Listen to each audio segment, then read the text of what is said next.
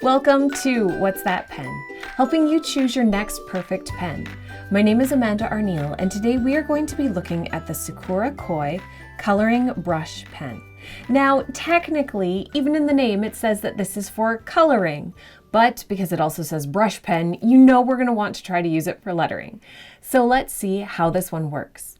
The Sakura Koi Coloring Brush Pen comes in quite a few varieties of packs. There's 6 packs, 12 packs, 24 packs, and then a whole 48 pack because there are 48 colors in this series. And it's quite a nice variety of colors as well.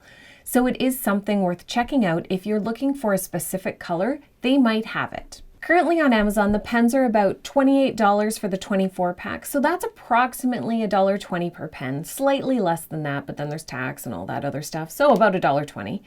And they are water-based, dye-based, and they have a nylon nib. Now, typically, if a pen has a nylon nib, it frays less than a regular felt-based nib, so that is something that's a bonus for these pens, but I don't know over time, because they look very similar to the felt-based pens, how that's actually going to play out. One thing about these, we're not sure if they're acid-free, but they definitely will fade. They are a water-based ink, which means that you could blend them if you wanted to. You can fade them out with water, but they also will naturally fade over time. So keep that in mind when you are deciding what you're going to be using them for. If it's something you want to last forever, it's not going to last with these pens.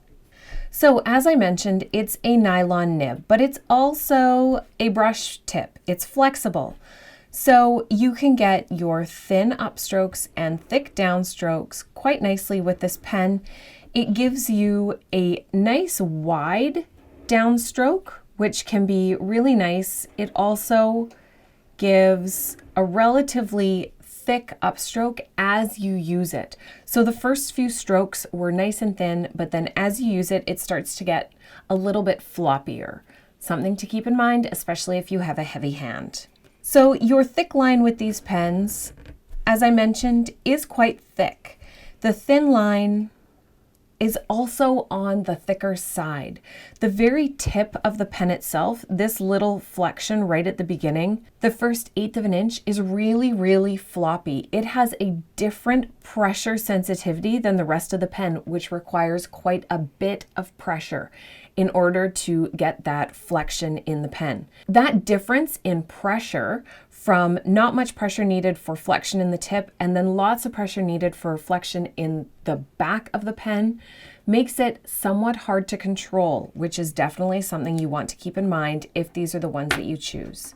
For your nib rebound, let's do some up and downs and then see if it gets stuck in that position. And it rebounds pretty well. It doesn't look like it's stuck much past its normal position, so that is helpful.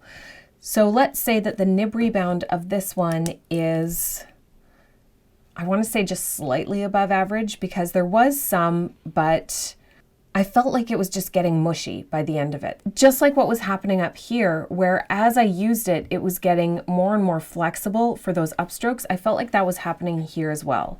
So let's put that as slightly above average, because what we're looking for there is that it doesn't look like it's stuck in one position.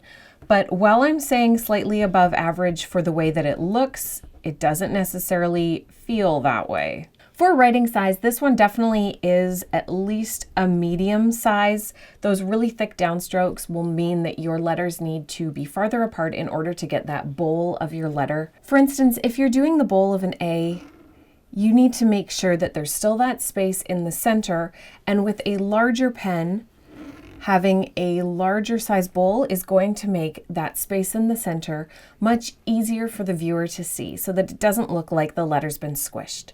That's why it's definitely at least a medium size pen.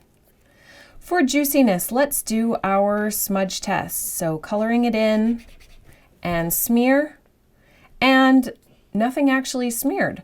So that's really nice, but it still looks like a nice bright juicy color, which is sort of the best of both worlds. So I would say that for the colors, it's absolutely gorgeous. It's a nice juiciness. I will tell you though that my daughters were using these pens and they're both lefties and they definitely got quite a few smudges happening on their page, but they just could have had like sweaty, sticky hands as children do. So that's something to keep in mind. It looks nice and juicy, but it dries pretty quickly. Now we get on to ease of transition, and this is where I have a problem with these pens.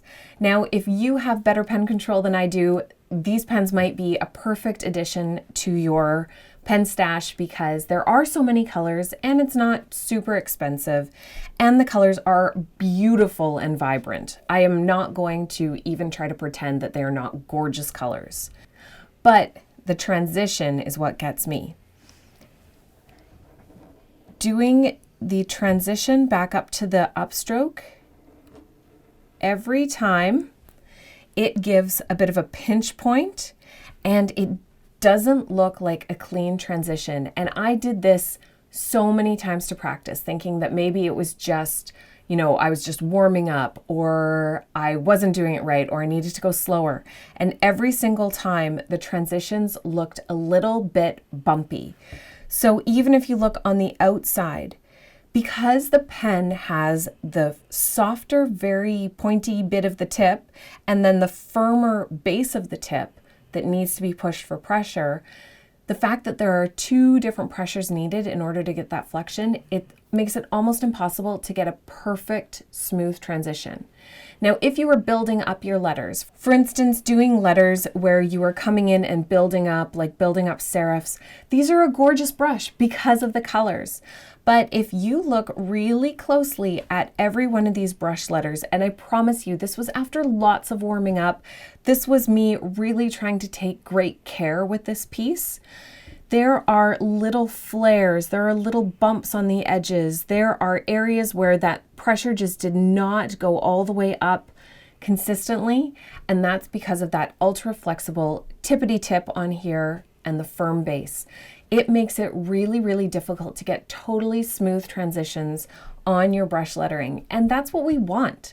So while I would say that the colors of this are absolutely gorgeous, and this is only a small selection of the 48 that they have available, it probably would not be your first choice of pen if you're wanting to do brush lettering in this more traditional type of form. For the transition, on a scale of yay, okay, nay, or stay away, I would say that unfortunately these probably fall into the stay away. I just could not get a clean transition ever. And that made me really sad because I wanted to love these pens. Overall, there definitely are some pros to these pens. The price is not bad. There are 48 beautiful colors available. The color is bright and vibrant. It does fade over time, so I guess we're throwing that over into the cons.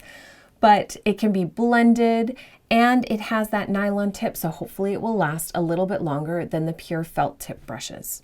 It also passed the smear test, so it didn't smear super easily. But on the con side, we have the fact that these pens will fade and the extreme difficulty with those transitions. So while we only have two cons on the con side, I would say that for me, those difficult transitions definitely outweigh most of the pros. And as much as that hurts me, I would say that these are probably not pens that I would choose for lettering, but because of the colors available, they would be great coloring brush pens.